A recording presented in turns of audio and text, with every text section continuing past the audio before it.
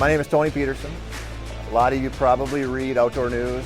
I hope you do. Maybe see some of my stuff in bow hunter, North American whitetail, a whole bunch of places. But if you've read any of my stuff, you probably know that I'm pretty into the whitetail thing and I'm pretty into the public land thing. I've been pushing this public land whitetail thing hard for a long time.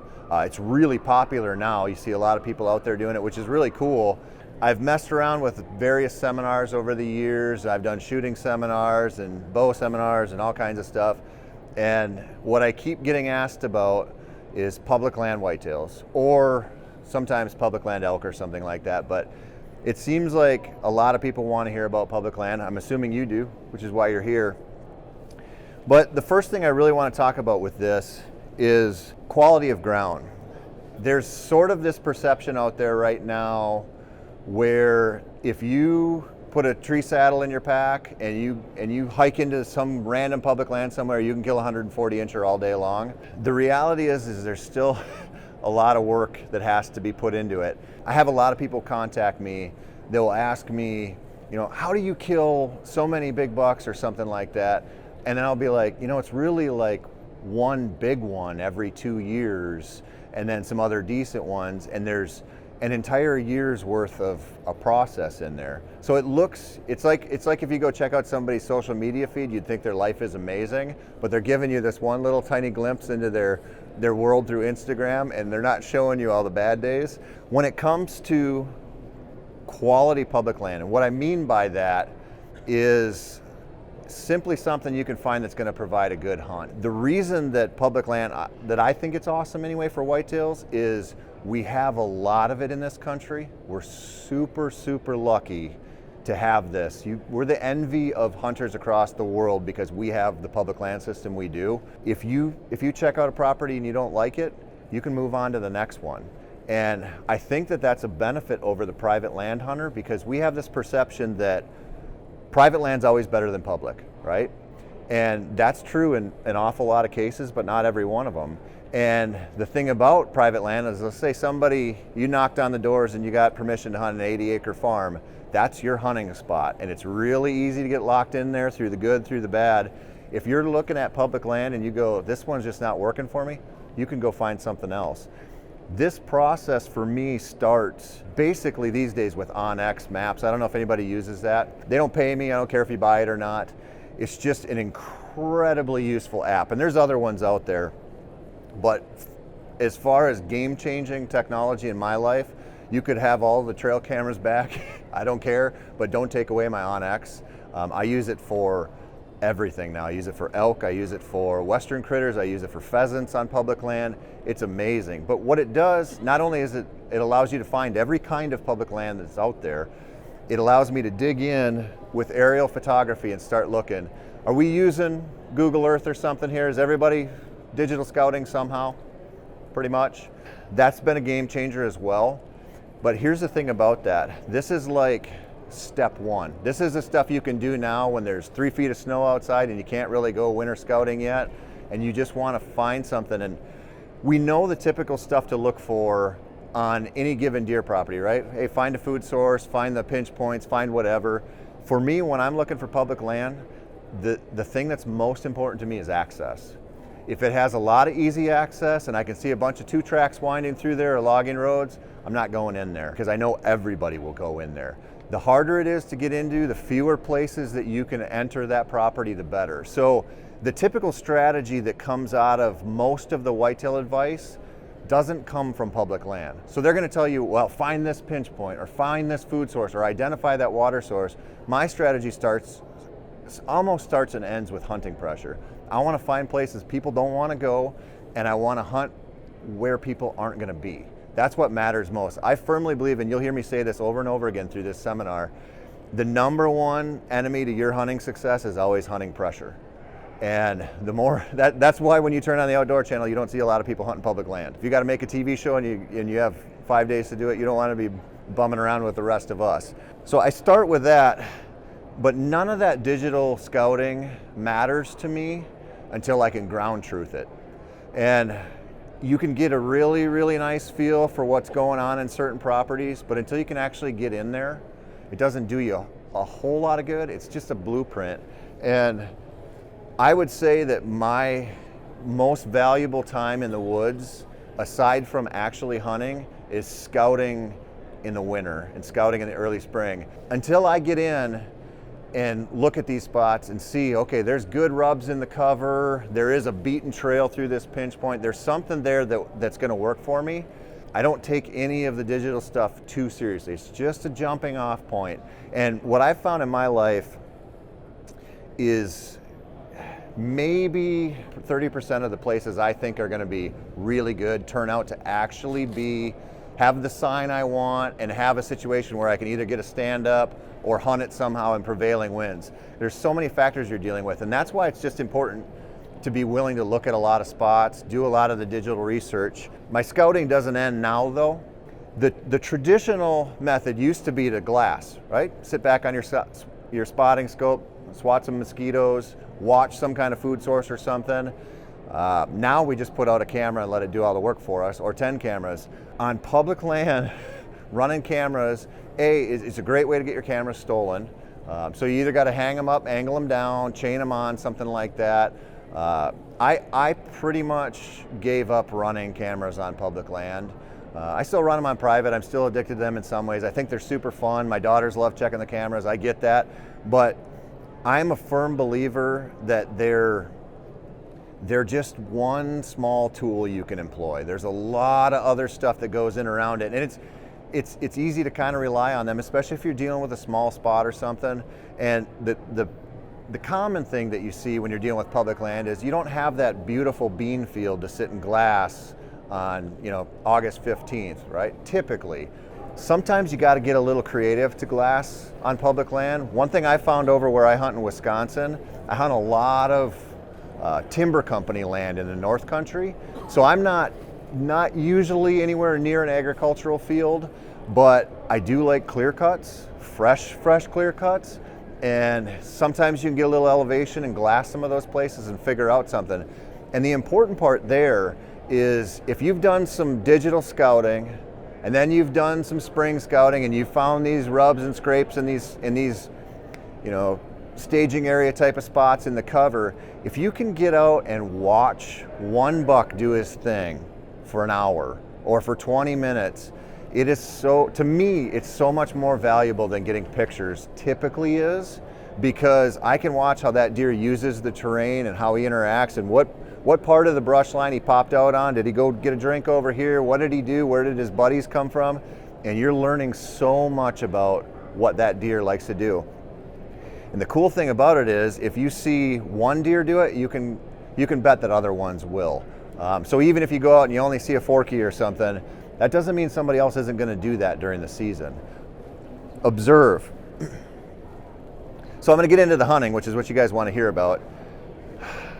As I've mentioned, and I'll mention 1,000 more times, my entire 87% of my fall is structured around hunting where people don't want to hunt on public land or when people don't want to hunt on public land. We have all of these things we believe about whitetail behavior as far as when they move, when they won't move, what they do during certain conditions. And as a freelance writer who makes his living off of writing about killing deer, I've never had the opportunity to sit out the October lull, or if I got a chance to hunt and it's October 5th and it's 75 degrees and there shouldn't be any deer moving, if I have the chance to go, I have to go. I can't afford not to. And what, over a decade of doing that has taught me is a lot of these things that I used to believe about when deer won't move is totally bunk. And when you think about that, it's not only do I not believe that hot weather or wind or whatever has less effect on them than we would probably think, but when you're dealing with deer that deal with a lot of hunting pressure, if there's extended 7 days, 10 days of hot weather in October, those deer know there's fewer predators out there. There's fewer four-wheelers going out, there's fewer people walking out there in the woods, they're gonna move more. Hunting pressure trumps everything else. And I've got a couple examples here. So I use this buck as an example. This was obviously a North Dakota deer, but I killed that buck when I got out of my truck. It was like 92 degrees and the wind was blowing 35 miles an hour. I had watched him for one night and one morning. The season opened up. I went in there, horrible conditions to whitetail hunt. I saw 6 bucks that night. He came down across the river like he did the night before. I missed him, fell completely apart the first time I shot at him. It was so windy, he didn't know what happened. He gave me round 2 and I thumped him and he ran and tipped over on the edge of the river. Those conditions were terrible whitetail conditions, but there were deer moving. The bigger point here is I've hunted that area probably between 8 and 10 times that time of the year for whitetails. And that was the fewest amount of people I've ever seen out hunting on opening weekend. I can't prove that helped me, but I don't believe it hurt me. Now I know you're saying, well, that's a velvet buck. He's coming out of August. He's used to the hot weather. Did anybody here hunt the gun season in 2016 here in Minnesota, the firearm season? Remember how hot it was? Yeah. So I bounced out of Minnesota during that week and I went down to Nebraska and it was hotter down there. I was down there, I don't remember the dates exactly, November 6th for 4 or 5 days. And I hunted a day and a half in the hottest rut weather I've ever hunted. Didn't see hardly anything. I realized I was being kind of stupid. There was a creek bottom on the public land I was hunting. And I thought if I had my choice, that's where I would be. And I'm sitting here way up on this hill in the sun baking. And so I went back to camp, had a sandwich, hiked out, wearing a camouflage t-shirt, sweating the whole time, went down to this spot that I'd found on the aerial photography. I could see I knew there was a meadow down there because I've turkey hunted it in the past, but I could see a little tiny meadow closer to the creek. And I thought, I'm just gonna start there and look at it. Well, I walked into it and it was rubs and scrapes all over. And I thought, I don't wanna push this any farther. And so I got into this tree, got my stand up in this tree, drank all my water, because I only brought 1 bottle of water like an idiot. And I sat there and I looked at my phone and I thought, if something comes by here cruising, if the guy that made these rubs and scrapes comes in, it's probably gonna be like, right at dark, right? And so I looked at my phone, put it in my pocket, and I had a paperback book in my pocket with me, and I pulled it out, and I'd read a page, and I'd look around, and I looked over at the creek 15 minutes after I got there, and that buck crossed the river with his mouth hanging open, miserable, walked into 15 yards, and I shot him, and he ran and tipped over. And it was the only time in my life I've ever arrowed a deer in a t-shirt, let alone on like November 7th. So the lesson from that is this buck was still looking for does, but he had found that microclimate, that low part of the valley by the creek where he could get water. He's just going back and forth. Any animal with any common sense is down there close to the water, and there's all these cedar trees down there and all this shade. So he found the place where he's like, I can tolerate chasing, looking for does here. You'd never see him out in the picked cornfield or wherever you wanted to sit out in the wide open. He's not going to do that. But they're still doing their thing on November 7th. And the best part about it is if you're on public land, there are a few people out there. We see this in the harvest numbers every time we have a hot firearm season, right? The harvest goes way down. Everybody says, well, it's because the deer aren't moving.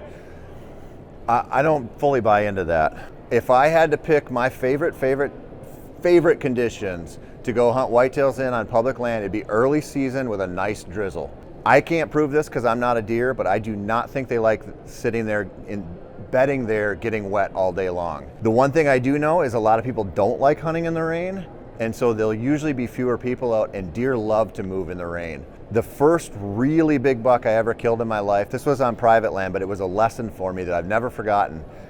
I had just moved here to the cities, and I had to miss opening weekend for the first time ever in Minnesota. And so I was really mad at my wife because one of her friends was rude enough to get married that weekend and I had to go. The next weekend was my first time to hunt for the entire season. I had a little golden retriever puppy, drove down and handed this puppy off to my buddy's girlfriend, and I ran out to this tree stand on a little strip of beans and just to go hunting because it was 7 days in the season I hadn't hunted yet. And I sat there in this nice drizzle, and the first deer I saw, I looked up and this 14-pointer, kickers all over, awesome buck comes walking in and stops at like 8 yards, and I shot him. And I had been hunting for, I don't know, at that time, like 14 years hard and never had that happen. And I thought, I have hunted this area so what's different? What's going on? And part of it was just that rain helped me out. This is a picture from 2 seasons ago in South Dakota. My buddies and I drove out there. We hunted the opening weekend there, which at that time was the end of September, usually like the 25th, something like that. And we got out there, and the first day we were there, the first night we were camped there, it started downpouring. And I had to wake up in the night to push the water off my tent because I thought it was going to collapse. And I'll never forget, I went out opening morning there to this tree stand that I had hung the night before on this walk-in ranch. And before it was light out, I had a whole rain suit on that I was hunting out of. And before it was light out, I was soaked. And I hunted all day and I never saw a deer. And I thought, this rain thing is stupid. I don't like it at all. I don't want to hunt in it. But it's starting to lighten up a little bit. So it went from a downpour to just steady. And what happened there is, any random year I can go hunt that area, and I'll drive down one road that goes through a bunch of walk-in ranches there, and I might see 5 to 10 pickups parked there opening weekend. I never saw anybody for those 3 days. What I did see was a random group of mule deer walk into this hillside, and then I saw one whitetail buck walk into this hillside right off of this road, like 100 yards off a county road. And just on a whim, I put a ground blind in there for a backup spot. And after 3 days of hunting in the rain, I talked myself to go sit in there, even though I knew I would just be over the lip from all this traffic, and it was a dumb spot. And I got in there and had a buck come in that I passed up, and then this buck came in. And I firmly believe that most of the reason I killed this buck in that spot was because nobody had messed with that area because it was raining the whole time. And he happened to be on his feet. In fact, when that buck died, it was like a 1-minute drag to my truck. It was amazing. It was the best. Because I killed a buck out there one time that was not a 1-minute drag. So I want to talk about weekly timing. This is a lesson I kind of always suspected it during my bow hunts, but it really has hit home for me when I've gun hunted. It's almost always better to be hunting on a Wednesday than a Saturday. It's just dumb, right? There's going to be more people out there on Saturday than there is Tuesday morning or Thursday afternoon. When I used to go rifle hunting, I used to rifle hunt up by Ely some, or I used to go over by Ladysmith in Wisconsin. I still do once in a while. But what would happen is I would go out and had a rifle spot, right? You know, whatever ladder stand I'd put up or whatever. And I would cross my fingers Saturday and hope that somebody pushed a buck by me, or it just worked out that way. And then by Sunday, it was like Dead Sea, and you had no confidence. And 2 years in a row, once in Minnesota, once in Wisconsin, I had to go home for some reason Sunday night, but I knew I was going to come back for a couple days midweek. And I go into that with very low confidence. I don't gun hunt a lot. I don't have a lot of confidence in it. But 2 years in a row, I went back on like Tuesday, and I started seeing deer. And Wednesday, I'd see more deer. I started thinking about it. I'm like, well, yeah, you know, if you're hunting a chunk of public land, and let's say you have a section of public land you're hunting, and there's 10 people in there Saturday and 10 people Sunday, and then 2 people Monday. They know that. They hear less, you know, fewer four-wheelers going through there, just less pressure. They start to get back to normal a little bit, but not like cross wide open fields and stand in the power lines normal. Still like in the cover, in the security cover, especially on I've seen this on private land too, but especially in public land. The cattail sloughs, they'll start moving again. Some of those security spots. I like to talk about this buck because this buck kind of drove it home for me. I killed this buck here in the Twin Cities on public land. And what happened is I was struggling that year, and I was on deer and off deer and on deer, and I couldn't connect with a good one. And with the early gun season that we have here in Minnesota, where it opens first Saturday in November, I was starting to stress out bad. And I started to get on something on this public land, on this river bottom situation. The weekend before gun season came, bunch of bow hunters out because you're pushing right up on Halloween, so that's when everybody wants to hunt. And then all the gun hunters are getting the itch to get out there too and walk around, so the deer program died. But I stuck with it, and Monday was not great. Tuesday I started to see some deer, and I saw this buck just chase quick in and out. And then Wednesday morning I went in there and arrowed him as he followed a doe through there. That's public land in the Twin Cities. Part of it was just the pressure goes down. I used to not be able to empathize too well because I I didn't have any kids and I was a freelance writer, so I would just go hunt whenever I wanted, and I could hunt Monday through Friday, and then I could go mow the lawn on Saturdays.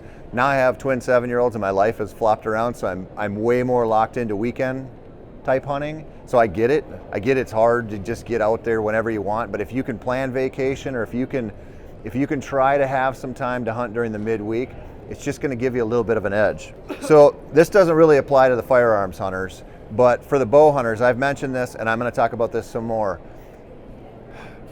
We love opening week. We're all fired up, right? We're going to go out there, we're going to dodge 22 shells on public land, and we're going to fight it out with the crowds, and then it sort of dies down, and there's no deer that are supposed to be moving in October, but then October 20th comes around, October 25th, then what? Everybody wants to hunt. The problem with that line of thinking, or the random cold front, whatever weekend you want to pick, is that everybody's thinking the same way. And as somebody who I haven't been able to take time off from hunting, I just got to go. What I found is some of the places I hunt, Minnesota and Wisconsin especially, October, the first part of October can be really, really good on public land. My best hunts typically in the north woods of Wisconsin, where I'm hunting public land and I'm not hunting any fields, I'm hunting big woods, browse programs, and maybe some acorns. I would rather hunt like October 1st through the 15th there than any other time. I see more deer, but it's always ties back to that winter scouting and that digital scouting where you're in the cover. The field edge type of stuff and the easy stands, they don't cut it for me anymore. When you think about this is a hard thing to think about because we've had it so ingrained in our heads when we should hunt, when the deer are going to be moving, when we should skip it. It's very hard to look at the forecast and see a cold front coming in, skip that to hunt the next week when it's going to be hot, or to go take your vacation days on October 12th when you could take it on November 1st. I get that. Just understand that if you are spending your time on public land, those times when other people aren't there will be deer moving. Those things that we believe, they're just only like a little partially true. Now, I have to throw this deer in there as a lesson. If you do have the chance to go hunt the rut, there's one thing that trumps the hunting pressure, and that's a hot doe. If you can get around a hot doe, you're going to win. Or at least you're going to have one heck of a morning or afternoon. I put this deer in there. This is a Nebraska buck that I killed on public land. I'm positive I've never shared the woods with more hunters than I did that morning, but I had a hot doe come through and it was chaos. Just one of the coolest things to see for myself, to see these 3 big bucks circling this doe and grunting and just losing their minds. And I missed the first buck that came through. Couldn't shoot the second one because he came through too fast, and this one tried to quarter around and cut him off and gave me a 7-yard shot. And I know for a fact that there was probably at least 8 or 10 other bow hunters in that woods with me, and that property is a square mile, but half of it is grassland where nobody was hunting. It's mostly just a creek bottom. 2 other people, one of my buddies killed one in the same property the same morning, and another guy that was in there that we just bumped into killed a really nice buck in there too. If you have to and you're going to hunt public land, this is my thing. During the rut, you're going to run into a lot of people. Just the most people of the season besides opening weekend. Do the work to get away from those people if you can. Walk a little farther, cross that creek, cross that river, whatever, and then hunt longer than they do. Leave your rattling antlers at home. Leave your grunt tube at the base of your tree. Just scout out a good spot and put in your time, because amazing things can happen if just one hot doe comes through. You also got to know when to call it. I took this picture last fall in Oklahoma. Buddy and I drove almost 14 hours down there to hunt some public land that we had scouted a lot. I had spent a ton of time digital scouting. I thought I had this place dialed. I was pretty confident I was going to go in there and kill a big buck, maybe some does, maybe some pigs. We got down there, and the property's 4,000 acres. There's one road that goes through it, and I thought, you give me 4,000 acres with a bunch of whitetails on it, I'll find a place to go where people aren't, and I was wrong. After 3 days, I was on plan Q, and I had seen a doe and 2 fawns, and that was it. I walked out one day on that property, to an area that I had marked on my maps. And I had my stand, my sticks, my whole setup, and I walked for 5 hours and never found a spot that I thought I could kill a deer in. Or if I did, it already had a tree stand in it. It was miserable. I finally texted my buddy one morning and I said, let's just call an audible and go somewhere else. There's not enough deer here, and there are just way too many people. And so we broke down camp. We shook all the fire ants off of our tents, loaded up, and he started looking at spots on his OnX, and he said, let's just go north and drive through some of these places. And when we drove out of that property where there's just one access road, when we drove out, it was noon, and there were 13 trucks parked there still. And so I don't know how many people had already left, but anybody who's been down to that neck of the woods, there's an awful lot of grassland. So 4,000 acres turns into like maybe 1,000 acres of huntable timber. And it was just one of those, the hunting pressure had hit a saturation point where it wasn't gonna happen for us. The rut wasn't gonna do it anything. We ended up going to a different spot, looking at it, didn't like it, went to another spot and had a great hunt, mostly because we had to cross the creek about 3 times to get to anything good in there. We ended up arrowing 3 deer in 2.5 days on a different chunk of public land. Sometimes you just gotta call it. So I get asked about equipment a lot. We could talk forever on this, but the thing I really wanna break down is if you're gonna be a public land hunter, at least have one, and this goes for bow hunters, but it goes for the gun hunters too. I don't think gun hunters do this nearly as much as they should. Have one really, really good, lightweight, portable tree stand setup. Stand sticks, if you want to try the tree saddle thing, like they're selling down there, that's really popular right now. I can't speak on it because I've only messed around with them. I've never hunted out of them. I know some people who love them, but my personal strategy is I use an 8.5 pound stand. It's a Millennium stand, and I use Lone Wolf climbing sticks that are 2.5 pounds. There are options coming out this year that are significantly lighter, but really expensive. Like you're talking like $800-900 for a tree stand and sticks. There are things you can get pretty reasonably priced. They're small stands because they're cutting weight, but there's so many benefits to that. And you know, the obvious is you're carrying in weight, right? So the less weight you can carry in. I want my stands, my sticks, and my safety harness, all my gear that I need to get up and down a tree, I want that under 20 pounds because I got to carry camera gear and some other stuff in there, but I just like having, I don't want to carry a bunch of extra weight. The other thing that you find that does for you is, say you take a 16-pound tree stand and a steel tree stand, just average size, whatever, try to put that up quietly and manhandle it in a spot where you're like, okay, I found this good sign, I hiked in here, I want to get up and hunt, hang and hunt right now. It's hard to do. 8.5 pounds is a lot easier to work with. That kind of stuff matters when you're doing this. Little details like that that you can control, so you're just not making as much noise. Now I'm not one of those. You'll never hear me say like I sneak in and hunt in a bedding area or something like that. That's just not my strategy. But I do sneak into the woods a lot and hang and hunt, and having one stand and stick system you're super comfortable with is a huge, huge asset. Now, people will ask me about climbing tree stands all the time, right? Because it seems like the answer to a lot of our problems. I will use climbing tree stands only in properties where I already have trees picked out. Because if I walk into an area with a climber on my back and I'm just scouting to hunt that night, I hate having to look for a tree that will work for me, because I always end up sandbagging the spot I want to hunt and hunting somewhere else. I would rather sit on the ground, personally, and I do a lot. But the tree stand thing, have one good setup. Just one you're really comfortable with, you can get it up really fast. I've got my system down now where if I find a decent tree, I'm like up at 17, 18 feet in 10 minutes, no problem. And taking them down is pretty easy too. So get something you're confident in. Don't be afraid to get creative. I was thinking about this when I was working on this seminar. I would say probably 30 or 40% of the bucks I kill on public land, I kill from the ground now. Some of them are out of ground blinds in the right situation.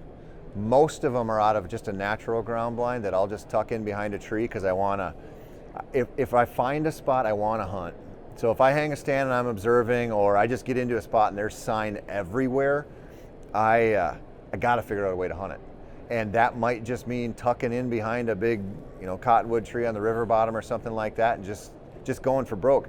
Because the thing about it is, even when I hunt public land around home, or if I'm doing a little extended hunt in Wisconsin, I'm not saving any deer typically. It's not like I have to worry if I bump them. It's not like some woodcock hunter isn't going to come through, or some grouse hunter anyway, and potentially change that. So I would rather get aggressive and get on something I find now than try to save it. Private land hunters, you can have the luxury of letting some spots rest for a while and going in when everything's right. But if you have time to hunt public land and you think you're saving something, especially in a state with like Minnesota with a lot of hunting pressure, you're probably not saving anything. And I always think about that because I feel bad, because I do a lot of grouse and woodcock hunting. And so I know that I walk through people's spots all the time when I'm hunting, but I always think, well, people are walking through my spots too. But if you find an area, and I see this more Western type hunting, but I see places where they're really, really good for deer, but you're not going to get a tree stand in there. So you're going to have to figure out something else. So I talked about the safety system a little bit. I always have to build this in here. Please be safe. If you're not using a safety harness, I'm not going to shame you, but please wear a safety harness. Even if you're going into ladder stands, use a lifeline when you're going up and down. I get to test out lifelines about once every 3 years doing something stupid, and they are amazing. If you're not using them, please use one. My latest test was last fall when I was in Oklahoma. The last night that we went out to hunt, I had got on this spot that was really covered in deer, but it was like a last light thing because it was right by a road, and had some does come through. It hung the stand that night, had some does come through, and my buddy and I, because we knew we were going to start to drive back to Minnesota that night, so we had to go break camp and then start at that point, about 11-hour drive. So we're like, bucks only, don't shoot any does. And so I was sitting there and I had all these does come through, and they give you 4 doe tags down there, but I'm like, all right, I'll stick to my word. Right at last light, I hear that beautiful sound of that buck trotting through the leaves, goes right to the one trail that I'm like, this is perfect. Stops at 15 yards, I thump him, he runs and tips over in the field with like 4 minutes left of my hunt. I'm like, this is so awesome. But now I know I gotta get him gutted, I gotta get him drugged back to my truck, I gotta get my stand down, I gotta go back, I gotta shoot photos in the dark, I gotta take my tent down, and I still gotta go home. And so I come down that tree way too fast, and I hadn't locked in one of my ladder stick sections very well, and it slipped on me and my boots were muddy, and I went boom. I got to test out the bungee jump again. That's the second time in about 4 years. Just being dumb, excited, not paying attention, Please be careful. I've met a lot of people who've fallen and got seriously injured, and my wife is a physical therapist, so she deals with people who get crazy injuries all the time. She deals with people who get paralyzed falling out of hammocks. And so you think if you're going to climb that ladder stand and fall asleep and not use your safety harness, you're going to be okay if you take a tumble? Please be safe. I got to put this into, I had a conversation one time with a magazine editor a couple years ago, and we were talking about, we were at a show, it was at the ATA show, and this guy walked up to him to show him a picture of the buck that he had killed, like happens all the time, and it was like a 190-inch deer, like a buck of 10,000 lifetimes. And when that guy walked away, this editor turned to me and he said, I get 20 emails like that a week. And he's living in a different world where everybody wants to reach out to him with their 200-inch bucks. The reality is, most of us could hunt public land, especially in Minnesota, especially in Wisconsin. You might not see a 130-incher in 4 seasons. You might, but you might not. If you're worried about getting small buck shamed, if you're worried that if you see a 2.5-year-old walking down the trail and you'd be really, really happy with him, shoot him. And I don't know if these millennials know this or not. I can say that because I'm just barely not one. You cannot put it on Facebook or Instagram if you don't want to, and then nobody can make fun of you for it. It's kind of like, I don't know if anybody knows that they can go to the gym, they can go for a run, you can lift weights, you don't have to put that on Facebook. You can just go do it. The same rules apply to deer hunting. If you want to shoot something that's going to make you happy, do that. If you go out, I see that the number one vampire of hunting joy, that's sucking the life right out of it, is when people go out with expectations that are bananas, way too high. Now, if you got a whole trophy room full of awesome public land bucks and you want to target big ones, go ahead. I don't care. But be realistic about what you have available to you. Be realistic about the time you have to hunt and what you actually have going on. I'm in a weird place because I'm in the hunting industry and I've been in it a long time, but I don't do a lot of the guided type stuff. It's just not my jam. And so I kill a lot of smaller stuff than a lot of people. And they always ask me, you know, I know industry people ask me, how do you get away with it? I'm like, I don't care. Like, nobody cares. You know, like nobody really cares what I shoot. And I'm at a point now in my life, 38 years old, twin 7-year-olds, I care the least amount about big bucks that I ever have in my life. And I really care about the time. Time is the currency that's most valuable to me, and the experience. So if I'm out there and I have an amazing morning and a little guy walks through and I want to thump him, I shoot him and I don't make any apologies. I love to eat them. I love to hunt them. I don't care. Please, please hunt for what makes you happy. The thing that I see that drives people out of this sport that we do, this passion, is the trophy thing all the time. Because people set, and I'm not saying you can't set your standards to whatever you want, but what happens is people set their standards so high they can't reach them. And after 3 years, it's not that much fun to fail constantly. And this is a hard thing you're doing anyway. Now you're gonna do it on public land. Now it's orders of magnitude harder. Now you're gonna say 150 or bust. Now you're talking like crazy odds against you. Have some fun. This is supposed to be fun. I put this in here just because I thought he might be here. This is a button buck that my buddy shot on public land this year. And this guy, I got him into bow hunting. He's a really good friend of mine. He travels a lot. I got him into bow hunting, I don't know, 10 years ago maybe, 8 or 10 years ago. He's an IT guy for a bank. He's really busy. He's got a young family, a whole deal, but he loves to bow hunt. And he went down to Oklahoma with me, worked his butt off, and the deer that he got was this one, and he was geeked about it. Absolutely geeked about it, as he should have been. I know, because I've done them, I know he worked way harder for that button buck than I've worked on certain hunts for 140 inchers on media deals that I've done. Just be happy with what you're doing. So I got a couple things here. I swore I would never sell you anything, and I'm still technically sticking to this rule. I did publish a book this year, Bow Hunting Public Land Whitetails. It's like this thing I've just talked for 45 minutes here, but to the nth degree. I cover it really get into the granular level about a lot of this stuff that I think about and my strategy. It's available on Amazon, paperback or ebook. It's cheap. Check it out if you're interested. We started a Sporting Dog Talk podcast. This is out on iTunes and all the other places that you can check out podcasts. My other passion in life is bird dogs and just dogs. I love them. And so we're interviewing dog trainers and breeders and anybody in the know, nutrition specialists, veterinarians, all kinds of stuff on it. If you love working dogs or labs or police canines or anything like that, we cover all that stuff. That's free, check it out. We have another one that's not out yet that I'm very excited for. It's gonna be called Hunt for Real. And it's a podcast about all of the things that I like about hunting. All of this stuff we're talking about, that's gonna be out probably mid-April, so if you wanna check that out, please do. That's free too. But I really appreciate everybody coming to this seminar. It means a lot to me.